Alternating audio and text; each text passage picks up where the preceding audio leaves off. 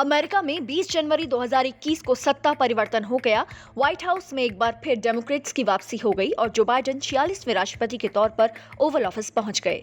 आज हम जानेंगे कि बाइडेन के एडमिनिस्ट्रेशन में अमेरिका के दुनिया के साथ कैसे रिश्ते रहने के आसार हैं। बाइडेन और ईरान। बाइडेन ने सत्ता संभालने से पहले ईरान की परमाणु डील पर बड़ा बयान दिया था। बाइडेन ने कहा था कि अगर ईरान सख्त नियमों को मानने के लिए तैयार होता है तो अमेरिका फिर से परमाणु डील में शामिल हो जाएगा। बाइडेन ने यह भी कहा था कि वो साथी देशों के साथ काम करेंगे ताकि इसे मजबूत किया जा सके और आगे बढ़ाया जा सके। इस पर ईरान ने अमेरिका को दो टूक जवाब दे दिया था। ईरान के विदेश मंत्री जावेद जरीफ ने कहा था कि अगर यूरोप और अमेरिका अपने वादे को पूरा करते हैं तो फिर वो पूरी तरह से डील का पालन करेगा। बाइडेन और चीन। अमेरिका में राष्ट्रपति चुनाव प्रचार के दौरान राष्ट्रपति डोनाल्ड ट्रंप ने कोरोना वायरस, ताइवान और भारत को लेकर चीन पर जोरदार हमला बोला था। ट्रंप ने तो कोरोना वायरस को चाइना वायरस तक बता दिया था और जब चुनाव जीतकर बाइडेन व्हाइट हाउस में एंट्री ले चुके हैं तो चुनाव प्रचार के दौरान डोनाल्ड ट्रंप ने बाइडेन पर चीन को लेकर नरम रुख अपनाने का आरोप लगाया था। लेकिन विशेषज्ञों का कहना है कि अब चीनी ड्रैगन की टेंशन बढ़ने वाली है। बाइडेन और किम जोंग उन।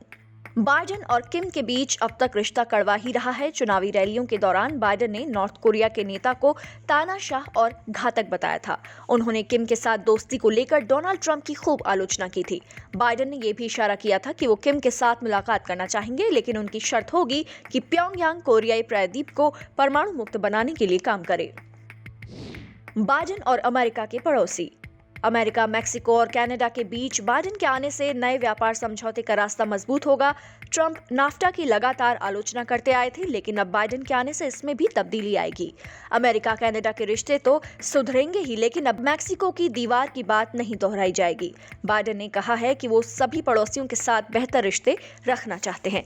बाइडेन ने आते ही अमेरिका मैक्सिको की सीमा पर बन रही वॉल के लिए दी जा रही फंडिंग को भी रोक दिया है।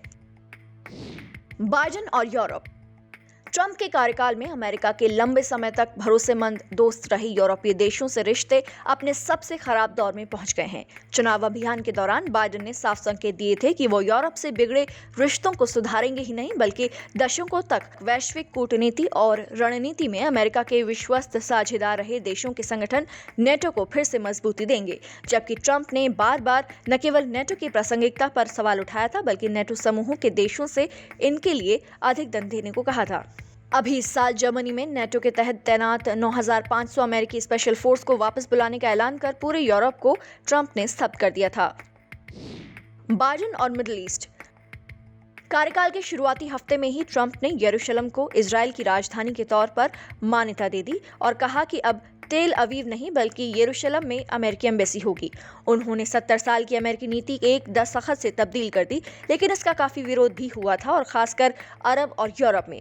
लेकिन अब बाइडेन के सत्ता में आने से इस पर भी बदलाव आने की संभावना तो है, लेकिन अमेरिका इजराइल जैसा दोस्त नहीं गंवाना चाहेगा। तो वहीं अब्राहम अकॉर्ड का भविष्य और मध्य पूर्व में शांति भी अब बाइडेन के हाथों में ही है। बाइडेन और रूस।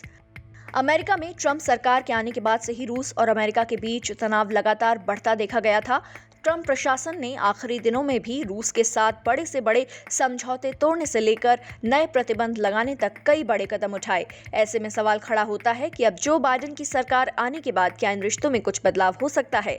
अमेरिका के नए विदेश मंत्री एंटनी ब्लिंकन के ताजा बयान से तो ऐसा ही लगता है। ब्लिंकन ने कहा कि बाइडेन प्रशासन दुनिया के देशों के साथ जैसा है के आधार पर संबंध रखेगा, न कि जैसा था के आधार पर।